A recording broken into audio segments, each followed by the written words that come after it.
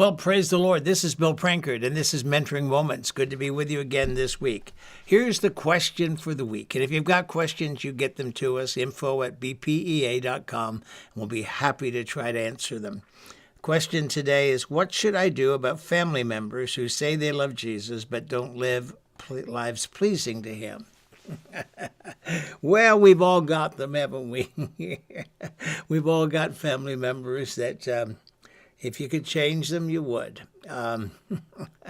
Well, first of all, what do you do with them? The first thing is look at yourself and make sure that you are living a life that is as close to Jesus as you can. That by your actions, by your love, by everything you do, by your words, that you just glorify Jesus. That you become very attractive so that people want to be like you. Secondly, you don't preach at them, whether it's relatives, family, or others. You don't preach at them. You don't nag at them because, well, you're not doing this and you're not doing that and you should be doing this. I'm telling you, that doesn't work. That doesn't help them. Most people just say, "Oh, I'll show you. I'll do more. I'll go farther than you think I can go." And so Paul talked about this. It's a Timothy. Timothy was saying to Paul, look, there's Christians in the church that aren't living right. I mean, they're living in sin and they're doing this. And you know what Paul said? He didn't say, well, you go and change them. You go preach at them. You go to tell them they're going to hell if they don't change. He didn't say any of that. He said, Timothy, you be an example of what a believer is.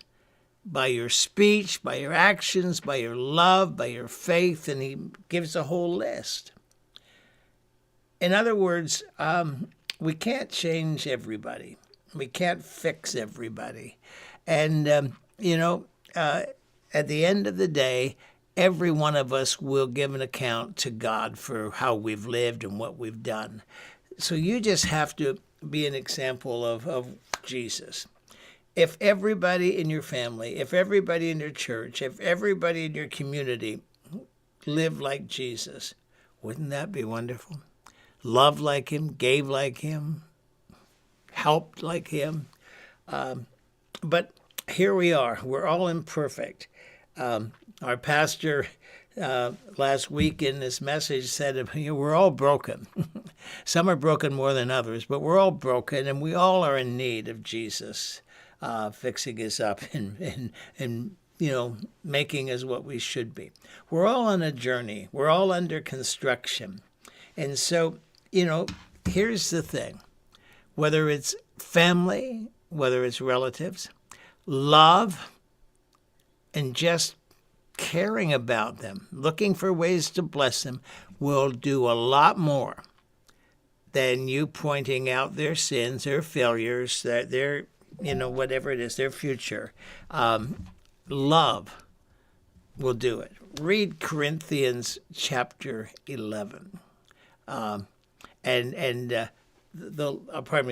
Corinthians chapter 13, the love chapter.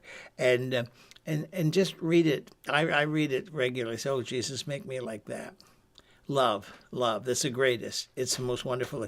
It will cover a multitude of sins. It'll change you. It'll change your family. It'll change the people where you work. It'll change everything. So don't be discouraged. God's not finished working on you. God's not finished working on me. God's not finished working on any of us. So be encouraged, be excited, and be an example of what Jesus is like.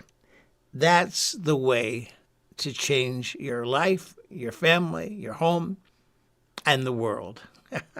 This is Bill Prankard, and this is Mentoring Moments. God bless you. I'll see you next week.